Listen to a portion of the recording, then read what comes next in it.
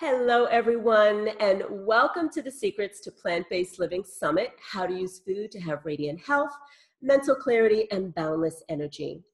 I'm your host, Sandra Cotto, and I brought together 21 of the most influential doctors, athletes, authors, chefs, and coaches to help you understand what plant-based living looks like, what it can do for your health, and how you can transform your life to live more vibrantly.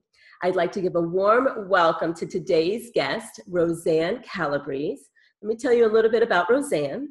Rosanne is the author of Cure, Cultivating Unlimited Rejuvenating Energy, and a highly respected acupuncture physician, detoxification specialist, and healer in the South Florida community and throughout the world. Her private battle and ultimate success in recovering from Graves' disease and Hashimoto's became public when she blogged about her healing journey. Women and men locally as well as worldwide began to contact her and with their desire to heal not only thyroid disease, but countless other ailments that plague our health and well-being. Rosanne's Holistic Wellness Center is called Partners in Healing, which is also connected to the Education and Community Center, Healing Arts Studio in Cooper City, Florida. Rosanne, welcome to the show. Thank you, Sandra. It's so good to be here. So excited.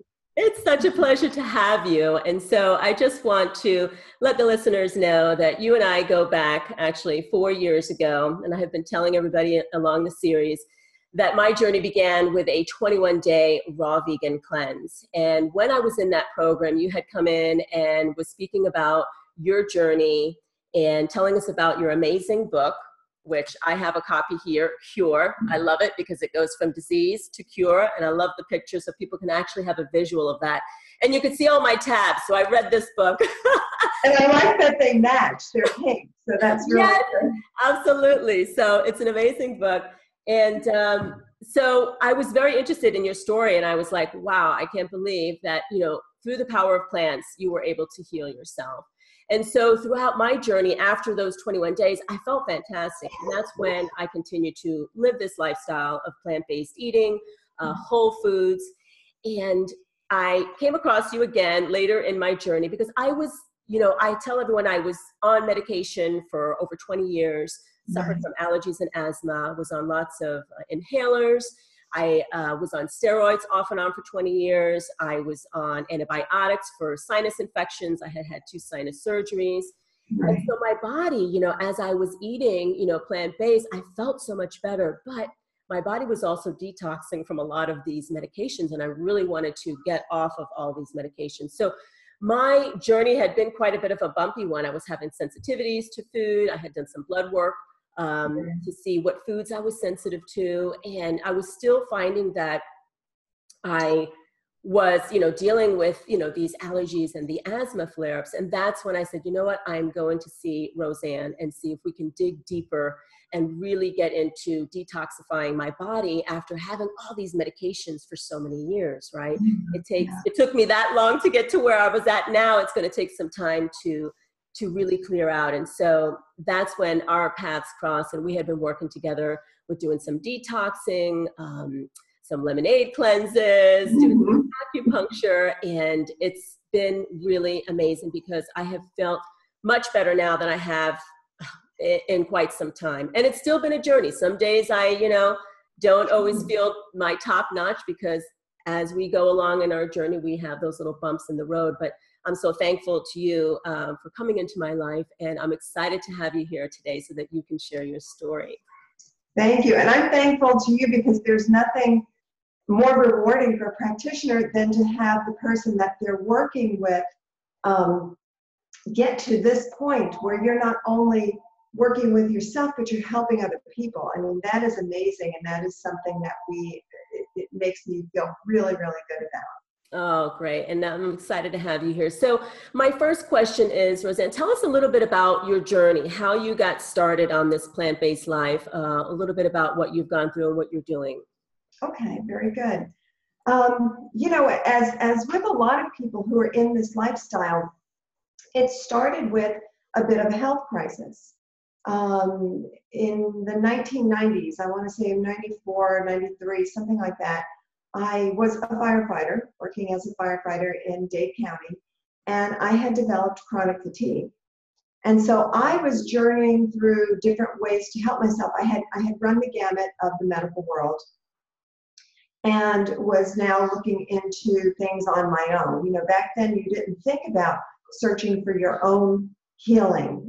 It was, as you've been through, relying upon doctors. So in this process, my brother-in-law was fasting.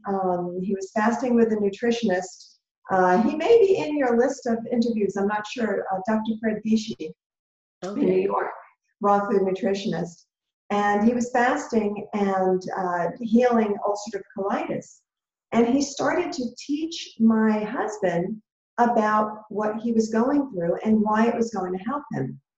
Well, sure enough, it completely healed his ulcerative colitis, and his was very severe. And so my husband said, boy, you know, I want to try this vegan thing. And I just laughed because my husband was quite the meat eater. I just dabbled in some chicken and fish, you know. And so I said, yeah, I don't think you're going to do that. And I don't think I can do it because I'm anemic. And I already don't eat enough animal protein. So I've got to take these iron pills. So I didn't think I could do this. Excuse me. So after a week or so, I thought, well, let me just try. Let me just see what this is like. And I did. And after a month, my anemia was completely gone. Wow. Completely resolved. And that was it. We became vegan and really never looked back. Somewhere in that process, my father had passed away quite early from heart disease. And I decided this is just not the way to go. This medical model is not the way to go. And that's when I started to look towards leaving the fire department and looking into a career in holistic medicine. Wow, that's fantastic. You know, my story too is similar, where now this is my second career because of what I've gone through and having a passion for, you know, what this lifestyle can provide in healing, you know, these chronic illnesses, that now it's like, this is my passion. This is what I want to do. And so I think that you went along that same route. Absolutely. Absolutely. Wow. And from firefighter to acupuncturist, detoxification specialist, kudos to you. Thank you for all the work that you're doing. Thank you. Thank you. You know, it's funny because it follows a trend, right? You're still working with people, you're still helping people, but now you get to go deeper. Now it's not just the transport to the hospital or put the fire out. Now it's working with them through the process of their recovery and healing. So it's really, really rewarding from a different angle. It sure is. And so tell us a little bit more about the holistic healing part of it, and how you continued moving along that path. So I know you're an acupuncturist, you're a detoxification specialist. And one thing I didn't mention was iridology. And that's how I think I came to you first. We did some iridology and noticed some lymphatic blockage and needed to clear some of that out. So tell us a little bit about that and your path on that. Sure. So I got interested, as I said, in doing something more as a career in holistic health. Really, holistic medicine is kind of an oxymoron, so we'll say holistic health. And decided to go back to school, researched what was licensed in the state of Florida where I live, and acupuncture turned out really to be the best avenue for me. And so I went back to school, I graduated, opened my practice, and soon I found that doing things on my own, I did acupuncture, I did herbs, I always worked with people nutritionally, but I found that I can't do everything, and what I do is not the only thing that people might need. So I brought in other practitioners, massage therapists, cranial sacral therapists, chiropractic, other nutritionists and things like that. And I found that this really gave us the opportunity to help people, you know, on a broad spectrum. As I went through my career and worked with many different type of cases, there was not and is not really a health condition that I won't address. We did a lot of fertility work, a lot of chronic issues, diabetes, high blood pressure, high cholesterol, things like that. And then about almost 8 years ago now, I personally got diagnosed with Graves' disease and Hashimoto's. And it was shocking to me. I had been vegan for 18 years. Oh, wow. And I thought, you've got to be kidding me. How is this possible? But, you know, it happened. And so my journey then led me from doing acupuncture and Chinese herbs and homeopathy and massage and all of those things to help me get well. It led me to go deeper into my world of vegan living. And that was going into a strong detoxification protocol and using food and very, very, I don't want to say strong herbs, maybe targeted herbs. Okay. To help to resolve what was going on with me. And luckily, I can tell you, after only 4 months, I was completely cured of Graves' and Hashimoto's. After 4 months of you digging deeper and using all these different holistic healing practices. Yes, yes. Wow. That is great. That is great. Yeah, I mean, it's definitely a journey, right? And I could see where you were saying, you know, here you were 18 years vegan, and now, you know, this is coming up. And sometimes it takes a little bit more to dig deeper, which I felt was the same for me too.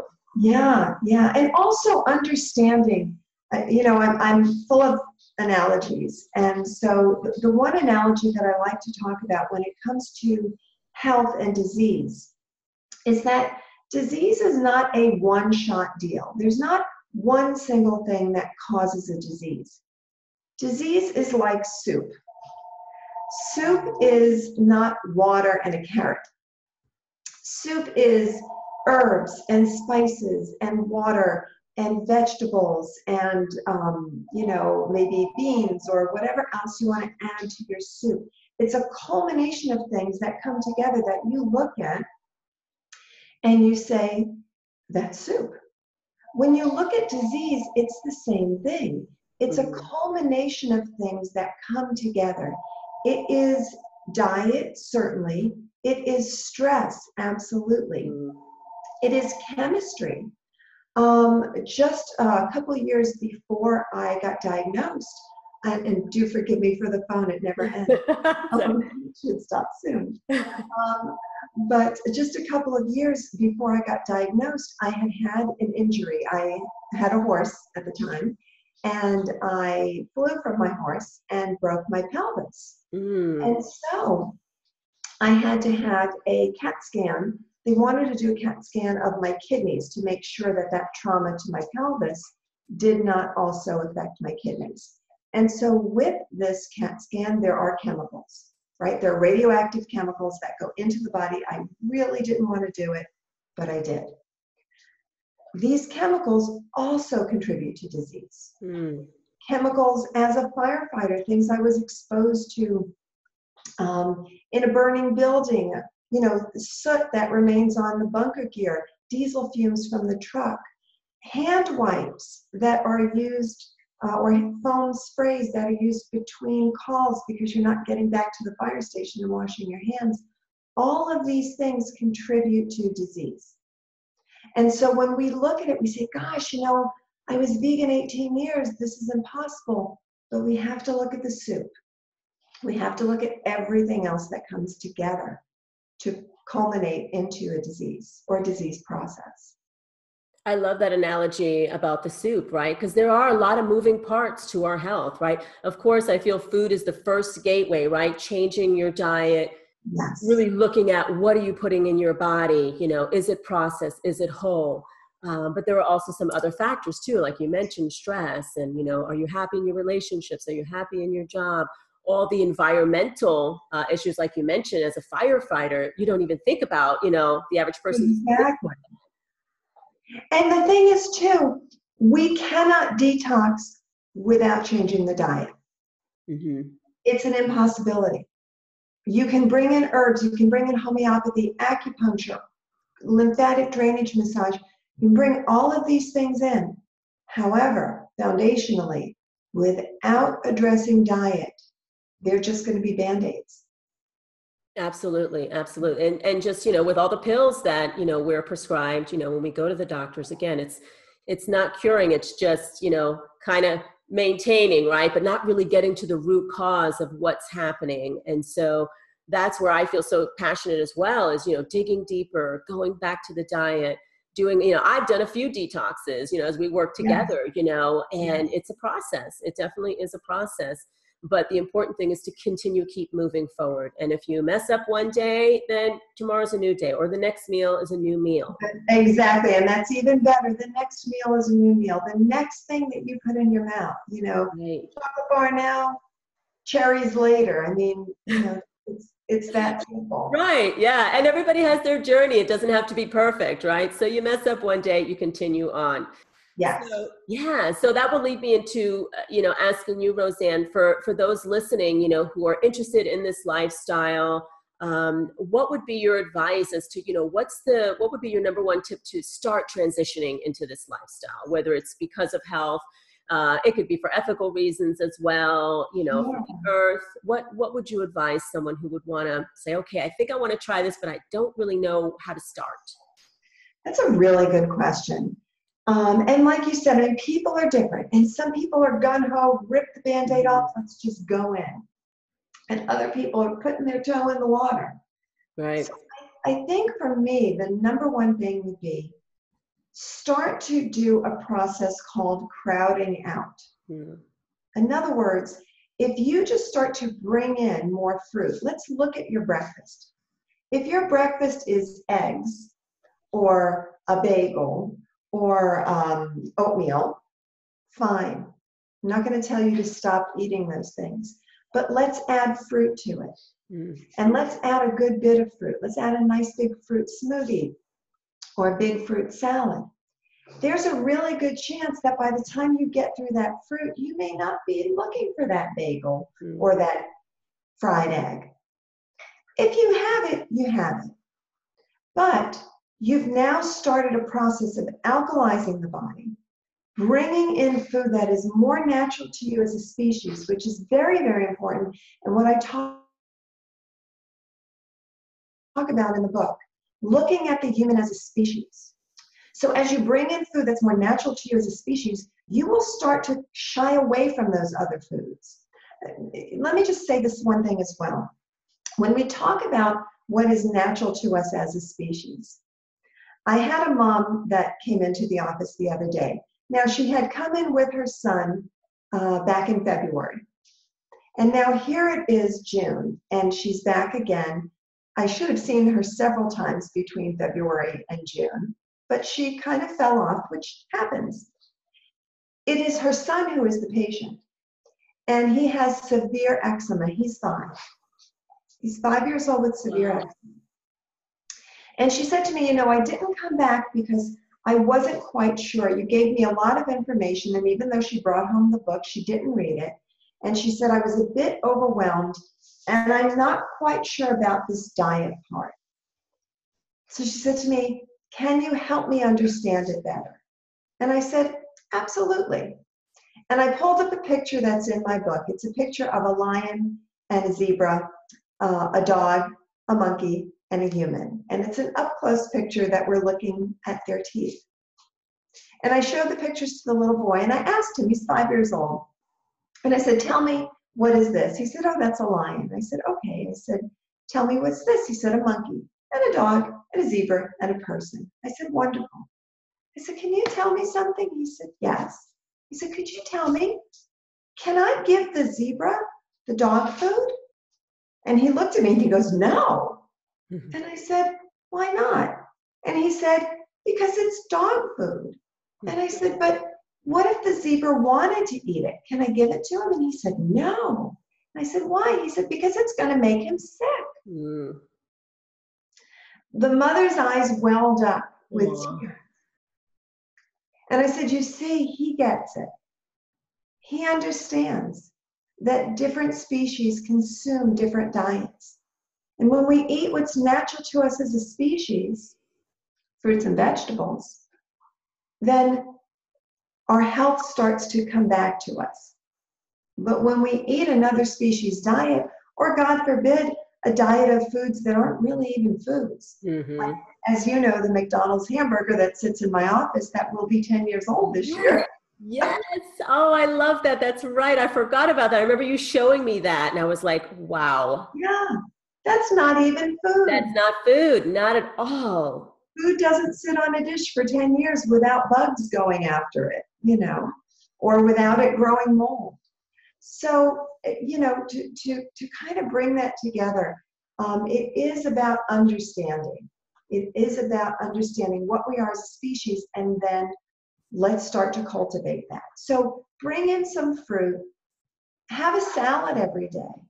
Even if you're going to use the old dressings that you used to use that aren't the best for you or may have some animal protein in them, okay. But start to commit to, I'm going to have a salad every day, and I'm going to have a good 4 or 5 servings of fruit every day. After that, let the cards fall where they may. And that would be step 1.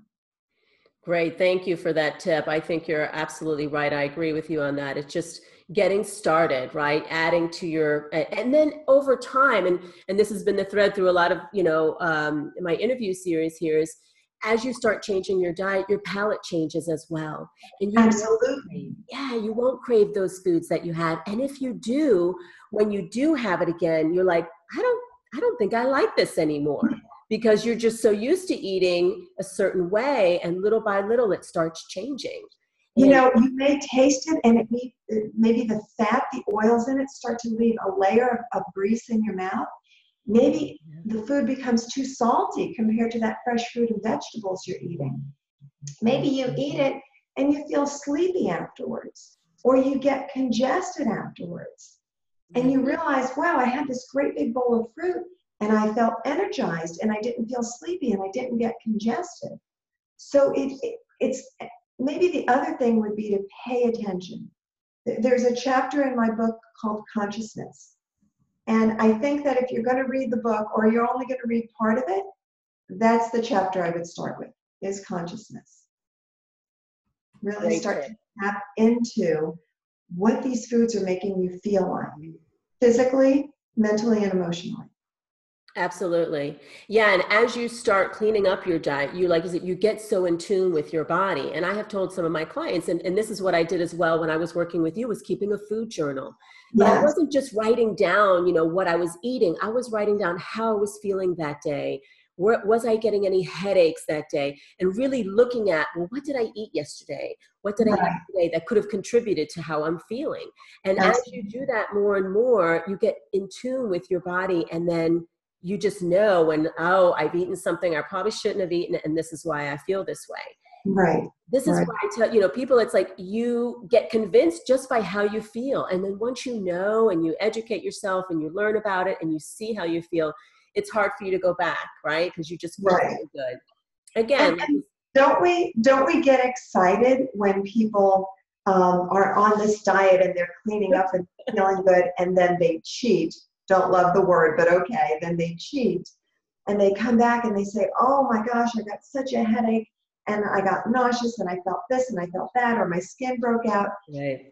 And I know you're the same way. We're like, yay, good, I'm so glad, Right. The most important thing you can do is being in tune with your body, really understanding how it feels. And it's not until you start, getting rid of some of those foods. And like you said, I love how you said, adding in the fruits and the veggies, and then the bad stuff eventually is going to just be phasing out. Exactly. You kind of crowd them out, and eventually you're on this beautiful plant-based diet. Yes, absolutely. So I know there's a lot of different detox programs out there. What makes the Cure program different from some other detox programs? It's a good question. So you mentioned it earlier. You talked about going to the root, right? If we don't get to the cause of why we are sick, then we are forever going to be detoxing or trying this, trying that, finding a new supplement, finding a new formula, finding a new herb, finding a new process to help us feel better. The truth of the matter is, if we understand, going back to that species-specific diet, if we understand cause, if we understand truly what the body thrives on, And then we bring in not vitamins, not minerals, not digestive enzymes, not probiotics. And I'm not going to say that there's never an opportunity for that, but for the most part, when we're not loading the body with isolated nutrients and instead giving the body herbs that are just plants that the human body knows what to do with, then we can really get to the point of cultivating unlimited rejuvenating energy. So the difference is that it's simple, it's foundational, it is going to cause, it is a species-specific diet, and it is utilizing herbs as opposed to supplements in order to get the body to create its own healing through natural hygiene, through the body cleaning the lymphatic system, which is the sewer system that most detoxes don't address.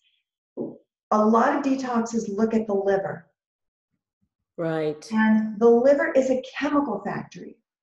It takes all the nutrients that we consume, hopefully absorb, and they go right into the liver initially for conversion into the chemicals and the things that the body needs, and then distributed through the bloodstream. But it is the lymphatic system, which is the sewer system of the body, which if we do not address, we will never get to root. So as we clean that lymphatic system, I use in the book the analogy of a fishbowl. So if you think about your cells as those fish swimming through the water of the fishbowl, the water in that fishbowl is the lymphatic system. It is the water of the body that surrounds every single cell. And so when the fish eliminate their waste, it goes into the water. It's there with them. And if it's a fishbowl, hopefully you've got a pump that's moving that water, and you've got a filter that's filtering that waste so that that water stays clean. We could probably recognize is if the water in the fishbowl is clean, right, then the fish are healthy. Doesn't matter what you do, if that water is not clean, those fish will become ill and die. When you're looking at the cells, when we're working at this level, on a cellular level, right, if the water, the lymph around those cells is not clean, those cells will never become healthy. So we target that. We target the lymphatic system, and then we support the organs of elimination, the kidneys, the colon, and the skin. And through that, through the alkalization of the body, through the species-specific diet, through the whole plants in terms of herbs, and targeting the lymphatic system, miracles happen. And emotionally, it gets me every time. Every time. Because I was fearful that I was going to be a one-hit wonder. That I was going to be the thyroid that healed, and this could not be replicated. You know, in Western medicine, everything is about replication. right, Placebo-controlled double-blind studies. Replication in the clinic is more important than playing with numbers. And on a clinical basis, I have not seen a thyroid patient who follows the protocol not recover. That is, I can't even explain what that feels like. To know that we are really, really going deep, and that people who suffered as horribly as I suffered get to recovery.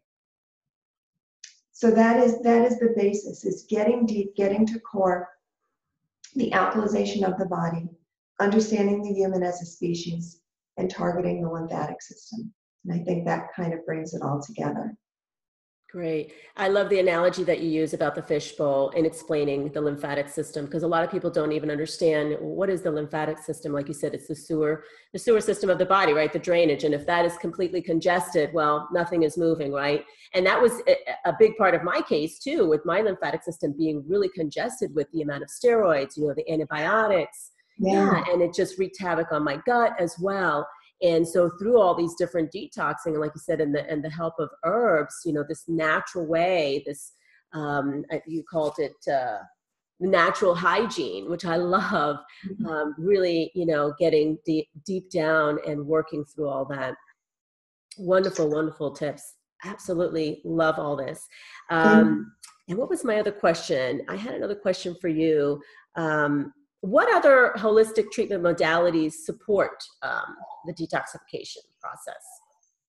So, and again, really, really good to look at that, because, detox is not the of all and end all, right? It is a huge part. Right. But when we detox, we go through some difficulties. There are things called healing crises. And a healing crisis can be anything from a headache to fatigue to flu symptoms to diarrhea. I mean, there's a lot of things that occur when you're cleaning the body at this level. Things like acupuncture can be amazing in helping the body get through detox symptoms. I have a little girl who suffers from chronic fevers. Things like acupuncture, acupressure can help to relieve those fevers that will arise during detox. Right. Body pains arise during detox. Old injuries like my pelvic fracture arise. Right. So acupuncture can be very beneficial. Massage therapy can be very beneficial. Lymphatic drainage. Lymphatic drainage is done by a massage therapist. It's a very, very light touch. It's incredibly soothing. It's a wonderful thing. Just human touch is important. So many of us don't experience that healing human touch, having hands on. So just human touch is important, but lymphatic drainage, very light touch to help to start to move that waste when things start to get dislodged and get it out of the body. Cranial sacral therapy is amazing. Moving cerebral spinal fluid, which is part of the lymphatic system of the brain. Chiropractic. So again, as we're detoxing, old injuries, old issues flare up. So going to your chiropractor, making sure that that spine is aligned is very, very important. Gentle yoga, journaling, yes. All of those things are really important. Going out into nature, sound and color therapy, vibrational work. There's so many incredible modalities and so many incredible practitioners. I'm proud to say I've got a great number of them in my office, but oh my gosh, no matter where you are watching from, whether you're here in Florida, in the United States, or throughout the world, there is a movement. There's a movement of natural healers. And tap into them, talk to them, ask them questions, see if you relate to the particular person. And if you do some of these therapies. Delve into them, see what works for you. You're unique and individual. See what works for you. But there's wonderful, wonderful healing modalities out there. Great nuggets of information, Rosanne. Thank you so much for that. Absolutely. Everyone is on their own journey. Like you said, connecting with someone who resonates with you.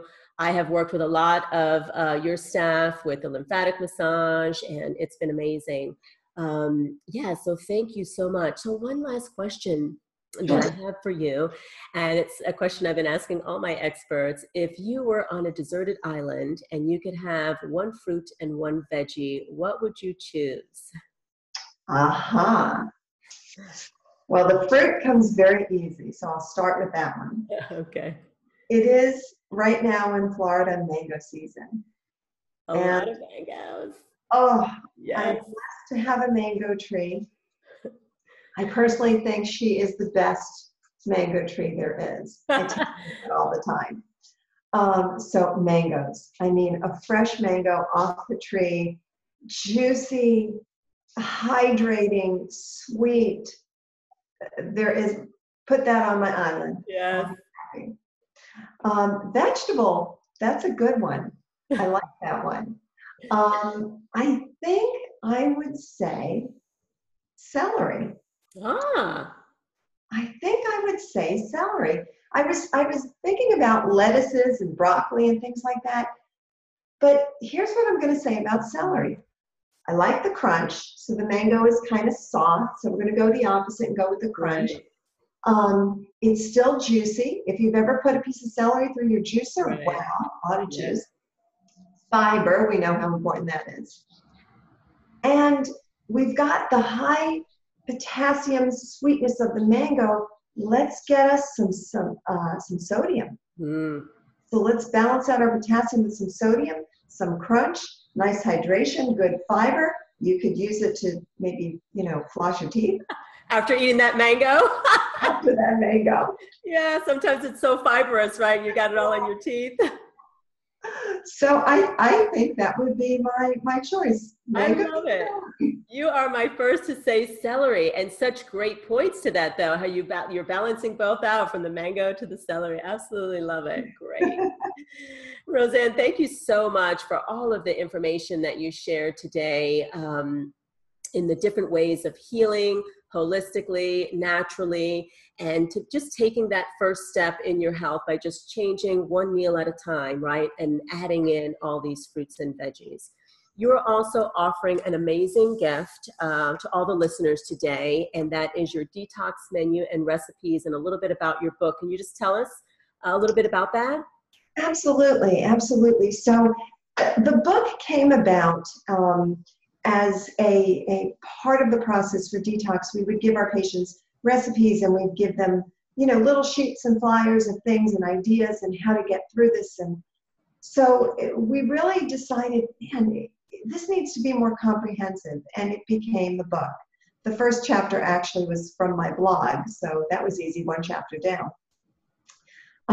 So the recipes are so important because when we detox at this level, we tell people we're eating fruits and vegetables. Right. No nuts, no seeds, no oils, no grains, no beans. Oh my goodness.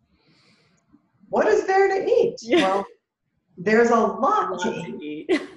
But, we're not necessarily used to doing this. Right. So we put together the recipes. It's also important to know what the day looks like.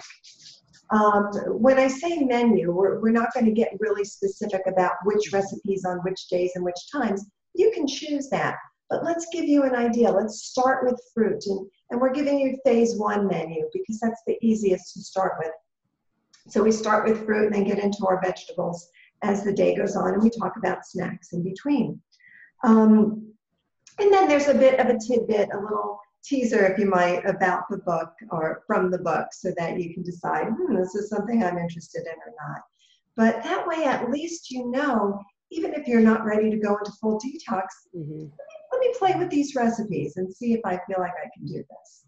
Great. I think that's going to be really helpful for a lot of the listeners just to get an idea of where to start. And sometimes something like that, you're not used to, like you said, used to eating all these different foods. So having a little menu and some recipes gets you started, and then you get your creativity going as you start exploring more and more. Absolutely. Absolutely. So, and my gosh, some of my patients come back with the greatest recipes. I'm like, we should do a potluck and yes. Our own stuff, Yeah, that sounds great. It's always great. And that's another great way, to get involved in eating this way is potlucks, right? And having people bring in different things and trying out different recipes and getting ideas so that you can actually start on this journey. So absolutely, absolutely. Create your little group. Create your a little meetup group, or support. Create your own support group. Yeah. Even if you live in meat country somewhere, there are people who are dabbling more into this world. So yes, absolutely. Rosanne, thank you so much for being on the show today and sharing so much of your story. Thank you for continuing the work that you do. I thank you personally for helping me in my journey as I continue to improve and learn more. I'm always learning more and more from you and from all the other experts that I've had on the show. So thank you once again for being here and sharing with everybody. You're very, very welcome. And thank you for inviting me. It is truly a pleasure. Awesome. Great. Well, thank you to the listeners for tuning in today. I hope you got a lot out of today's interview. Rosanne's free gift is something that you can explore and that will help you get started on this journey. Don't forget to share this with anyone that you know. If you enjoyed today's episode and you want other people to learn a little bit more about the detoxification process, go ahead and share.